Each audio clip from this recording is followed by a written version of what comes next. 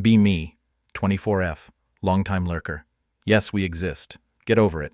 Usually just come here for the memes and the sheer unfiltered autism, but a thread the other day about divorce and guys getting screwed over hit way too close to home. Figure it's time to stop lurking and share a story. Maybe some of you anons will get something out of it, or maybe you'll just call me a roasty and tell me to GTFO. Either way, here it is. My family, on the surface, was the picture of normie success. Dad works in some kind of soul-crushing but high-paying corporate logistics job, the kind of man who could tell you the most efficient shipping route from Shanghai to Rotterdam, but couldn't tell you if he was happy or not. He wasn't a man's man, not a Chad, just a quiet, reliable, decent guy. The kind of guy who fixes the leaky faucet on a Sunday without being asked. The invisible cog that makes the whole machine run. Call him a waggy cuck all you want, but he was a good father. He just wasn't around much, emotionally, or so I thought. Mom, stay-at-home mom, pretty, smart, could have had a career but chose her family. Ran the house like a military operation. Everything was always clean. Dinner was always on time. To outsiders, she was a saint, a supermom. Me and my younger brother, let's call him Bror, 22. The well-behaved, good grades-getting kids. We lived in a nice house in the suburbs.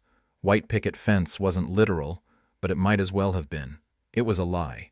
The whole damn thing was a lie, built on a foundation of sand and quiet desperation. I just didn't know it until about 6 months ago. Part 1. The crack in the dam. It started, as these things always do, with something incredibly stupid. A normal Tuesday night dinner. Steak, mashed potatoes, the usual. The silence wasn't comfortable. It was heavy. It was the sound of 25 years of unsaid things.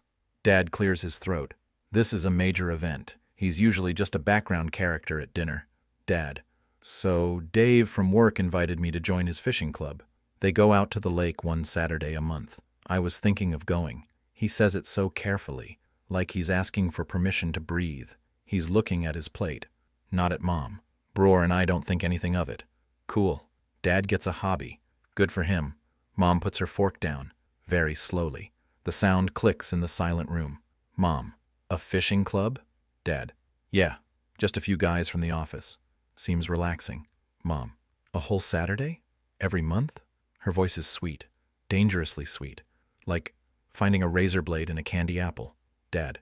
Well, yeah, that's the idea. Mom. But Saturdays are family days, honey. What about the yard work? What about spending time with the kids? Bror and I exchange a look. We're 22 and 24. We don't have family time on Saturdays. We're either with friends or recovering from Friday night. Me. Mom, we're not kids anymore. It's fine if Dad wants to go fishing. She shoots me a look that could curdle milk. The how dare you betray me look. Every kid knows this look. Mom, it's not about you. It's about your father valuing his family. She turns back to Dad. Her eyes are watery now. The crocodile tears are warming up in the dugout. Mom, I can't believe you'd rather spend your one day off with strangers than with us. After all I do to keep this family together. Dad's face, Anon's. It was like watching a glacier move. For the first time in my life, I saw something in his eyes besides tired resignation. I saw anger, a tiny, flickering pilot light of rage that had been burning for decades. Dad, that's not fair, Karen. Her name is Karen, I shit you not. Dad, I work 60 hours a week for this family. I haven't done anything for myself in 25 years. Not one thing. My golf clubs have rusted in the garage. My friends stopped calling a decade ago because I always said no. It's one Saturday. A month. The air gets thick. We're all holding our breath. He's never, ever talked back to her like this. Mom's face crumples. Here come the waterworks, right on schedule. Mom, so, that's what this is? You're blaming me? You think I've held you prisoner here? Dad lets out a sound. It's not a laugh. It's a dry, rattling, hopeless little noise. He stands up, puts his napkin on the table. Dad, I'm not doing this anymore. I'm done. He walks out of the dining room, and we hear the front door close. Just like that. Mom immediately starts sobbing. Full-on, body-racking, hyperventilating sobs. Bror and I just sit there, in the wreckage of a Tuesday night dinner, listening to the sound of our mother crying and the sound of our father's car driving away. We didn't know it yet, but the dam had just broken, and a whole lifetime of filth was about to come rushing out. Part 2. The Confession. Dad didn't come home that night. He texted me around 10 p.m. Staying at a hotel. I'm okay. Don't worry. Mom was a ghost. She just sat on the sofa, staring at the blank TV screen. Didn't talk, didn't cry anymore, just existed. It was terrifying. The next day, Dad came by while she was out to pick up some clothes. He looked old. Not tired old, but ancient old, like he'd aged a century overnight. Me. Dad, are you okay? Are you coming back? Dad, I don't know, sweetie. I really don't know. Your mother and I, we need to talk, but not yet. I can't yet. He left. The silence in the house was even heavier than before. Mom came home. She saw the missing clothes in his closet, and she finally, completely shattered. It wasn't the performative crying from dinner. This was something else. This was guttural, primal, the sound of a person's entire world collapsing in on itself. Bror and I sat her down on the sofa. We didn't know what to do.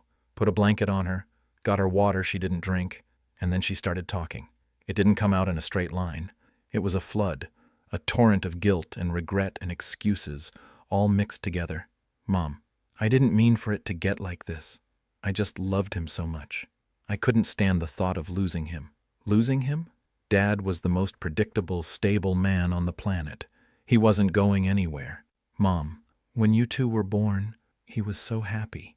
But he was tired. He worked so hard. And he had his friends, his hobbies.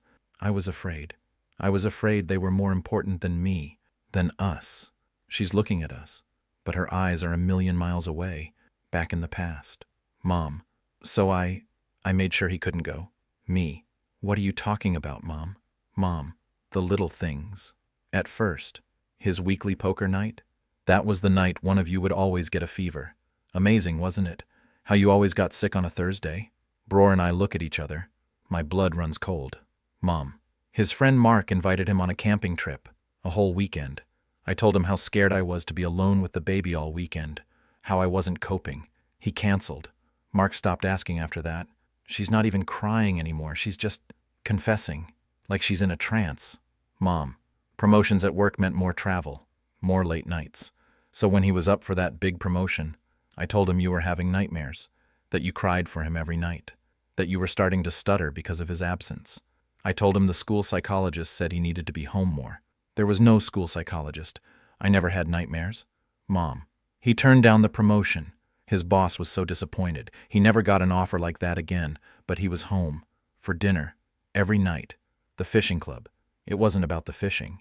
It was about him having a life, a single, tiny sliver of a life that wasn't hers, and she couldn't stand it. Mom, I used you. I used you both. Every time he had a plan, I had a problem. A school play you desperately needed him to attend. A parent-teacher conference that couldn't be rescheduled. A sudden, mysterious illness that required his presence. Mom, I made you his whole world, and I made myself the gatekeeper to that world. If he wanted to see his kids, he had to go through me. If he wanted a peaceful life, he had to do what I wanted. I wrapped you around him like chains, and I told him it was a hug. She finally looks at us. Her face is a mess of tears and snot, and 25 years of ugly truth. Mom, he wasn't distant because he didn't love you. He was distant because he was in a cage, and he was trying not to rattle the bars. And I was the one who put him there. I thought it was love, but it wasn't. It was fear, and now he's gone. He's finally gone. She curled up into a ball on the sofa and just whispered, "What have I done?" over and over again. Bror was white as a sheet. I felt like I was going to be sick. My entire childhood, my entire perception of my father, my mother, my family. It was a lie. My dad wasn't the emotionally distant workaholic. He was a prisoner of war. And my mom? She wasn't the selfless supermom. She was the warden. We weren't a family. We were a hostage situation. Part 3. The Lies in Hindsight. The next few weeks were a blur. My brain went into overdrive, recontextualizing every memory I had. It was like the sixth sense, watching it a second time and seeing all the clues you missed. Except it wasn't a movie. It was my life. I'd spent my whole life seeing my dad through my mom's filter. A filter of sighs and, "It's okay, he's busy," and "Don't bother your father, he's tired." Now I was seeing everything without the filter. and it was horrifying. Anons, let me tell you about the little cuts. The death by 1,000 paper cuts that is a man's life in a situation like this. I'm maybe 8 years old. Dad comes home, excited. He's holding 2 tickets. Dad, they're playing Star Wars with a live orchestra downtown. I got tickets for me and you. I'm ecstatic. I love Star Wars. I love Dad. That night, Mom is quiet. The next morning, I wake up with a sore throat. Mom takes my temperature. Oh dear, 100 degrees. You can't go. You need to rest. She makes me a big show of it. Soup, cartoons, blankets on the couch. Dad comes to my room before he leaves to return the tickets. He looks so disappointed. Dad, it's okay, champ. We'll go next time. My sore throat was gone by dinner time. There was no next time. I'm 15. Dad's 40th birthday is coming up. He wants to do something simple. Have his 2 brothers over, order some pizza, watch the game. That's it. Mom insists on a massive surprise party. Invites all her friends, all the neighbors. People Dad barely knows. Dad, Karen, I really don't want all this fuss. Mom, don't be silly. It's your big day. It shows how much everyone loves you. The week before the party, she starts a huge fight with him over money. Something about a credit card bill. It's a nasty, screaming fight. The day of the party, they're not speaking. Dad has to stand there for 3 hours, wearing a stupid party hat, opening presents from people he doesn't know, forcing a smile while his wife glares at him from across the room. The party wasn't for him. It was for her. It was a performance, to show everyone what a loving, doting wife she was. His brothers left early. They looked uncomfortable. They probably knew. Bror is 12. He's struggling with math. Dad, who is a numbers and logic guy, offers to help him every night. Dad, we can sit down after dinner, buddy. We'll figure it out together. Bror is relieved. Mom steps in. Oh no, you have too much on your plate. You're too tired from work. Your methods are too old-fashioned anyway. I'll hire a tutor. The tutor costs a fortune.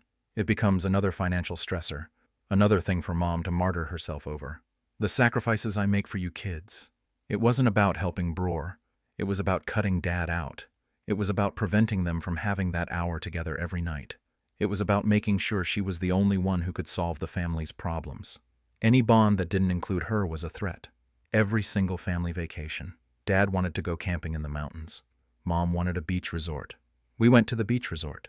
Dad wanted to take a road trip to see Civil War battlefields. Mom wanted to go to Disney World again. We went to Disney World again. It was always framed as for the kids. But it wasn't. It was what she wanted. And if Dad ever pushed back, she'd get that sad, wounded look in her eyes. Mom, I just thought the children would have more fun at the beach. And what could he say? Argue against his own children's happiness? He'd always cave. Okay, honey, whatever you think is best. She weaponized our happiness against his. And we were willing accomplices, because we were kids who wanted to go to the beach and Disney World. We had no idea we were pawns in her long, quiet war. Parental alienation. It was subtle. It was masterful. Here's $20 for the movies. Don't tell your dad. He'll just worry about the money. I know you're upset you didn't make the team. It's okay. We don't have to tell your father. He wouldn't understand. That's our little secret, okay? Just between us. She made herself the cool, understanding parent. The confidant. She made him the distant, disapproving authority figure. The financier. The guy who just didn't get it. We were trained from day one to see him as an outsider in his own home, and we never even knew we were in training. Part 4. The loneliness of the long-distance father. After the confession, I started really looking at my dad, not as Dad, the archetype, but as a man, a person, and I realized I didn't know him at all. His entire personality had been subsumed by 2 things, his job and my mom's agenda. What was left? Who was he when he wasn't being an employee or a husband? I started piecing him together from the fragments left behind in the garage, the attic, the back of his closet. In a dusty box I found old photos from before he met Mom. There he was, 20 years old, long hair, laughing with a bunch of guys around a campfire. He's holding a guitar. I didn't even know he could play the guitar. There he was on a golf course, looking genuinely happy, holding up a trophy. His golf clubs are in a corner of the garage, covered in cobwebs. There he was with a woman I didn't recognize. They were on a boat. They both looked so carefree, a life he could have had. I thought about how he spent his evenings. He'd get home from work, eat dinner in near silence, and then retreat to his armchair in the living room. He'd watch TV. History documentaries, old westerns, car restoration shows, things no one else in the family was interested in. It wasn't a retreat. It was solitary confinement. His one connection to the outside world was his work. He'd talk about logistics, about supply chains, about market forecasts. We'd all tune out. Ugh, Dad's talking about work again. We thought it was boring. I realize now he was just trying to talk about the only part of his life that was still his, the only part my mother couldn't control. He wasn't being boring. He was trying to connect, using the only language he had left. How many times had he tried to reach out? Hey kids, want to come help me fix the lawnmower? No thanks, Dad, it's boring.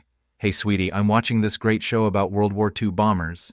I'm going out with my friends, Dad. We saw his attempts to share his interests as an imposition, a chore. We didn't see it for what it was.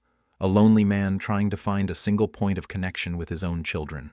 A man trying to show us who he was, and being rejected again and again because we had been taught that his interests were boring and unimportant. The worst part is the loneliness. Not the physical loneliness of being in an empty house, but the soul-crushing loneliness of being in a full house where no one really sees you. To be a provider, a protector, a handyman, a chauffeur, but not a person. To have your entire identity boiled down to your function. You Anons talk about being invisible to women. Try being invisible to your own family, in your own home, for 25 years. That's a whole other level of hell. Part 5. The Aftermath. Dad was gone for 2 weeks. He stayed in a residence inn across town. He eventually came back. There was no big reunion, no dramatic apology scene from a movie. He just came back. Walked in one afternoon with his suitcase. Mom tried to hug him. He didn't push her away, but he didn't hug her back. He just stood there, letting her cry on his shoulder. A statue. They are still living in the same house. They sleep in separate rooms. The silence is different now. Before, it was heavy, full of unspoken tension. Now, it's light, empty. It's the silence of a void, the silence of resignation. Mom is a different person. She's a ghost. She floats around the house, trying to be helpful. She makes Dad his favorite meals, which he eats politely. She asks him about his day, and he gives one-word answers. She's trying to repent, but she doesn't realize she's not repenting to him. She's repenting to a memory. The man she married is gone. She killed him, slowly, over 2.5 decades. This new man, this quiet, polite stranger who lives in her house, does not care. He is free. He joined the fishing club.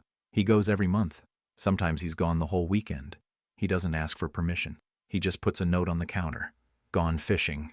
Back Sunday. He bought a new guitar. He sits on the back porch in the evenings and plays. He's not very good, but he's getting better. He reconnected with one of his brothers. They talk on the phone now. He is, for all intents and purposes, a single man who just happens to have a live-in housekeeper. I tried to talk to him once. About everything. We were in the kitchen. I was trying to help him with something. Me. Dad, I'm so sorry. I didn't know. I didn't understand. He just kept wiping down the counter. He didn't look at me. Dad, it's not your fault. You were a kid. Me. But are you okay? Are you going to be okay? He stopped wiping. He turned and looked at me, and he smiled. It wasn't a happy smile. It wasn't a sad smile. It was something else. The smile of a man who has survived a long, cold winter and can finally feel the sun on his face. The smile of a man who has nothing left to lose and is therefore invincible. He looked past me, out the window, at nothing in particular. Your mother thinks I stayed all those years for you kids. I didn't. I stayed because I made a promise, and I'm too stubborn to break a promise. She thinks she built a cage to keep me in, but she was in there with me the whole time. The only difference is, I knew it was a cage. She thought it was a castle. Now she knows. MFW. My dad is the most brutal, stoic, philosophical motherfucker I've ever met. MFW. I finally understand that for some men, quiet endurance is not weakness, but a form of honor so profound that most people will never even recognize it exists. MFW. I realize the female hamster wheel of emotional manipulation is nothing compared to the cold, simple, terrifying logic of a man who has decided to simply wait.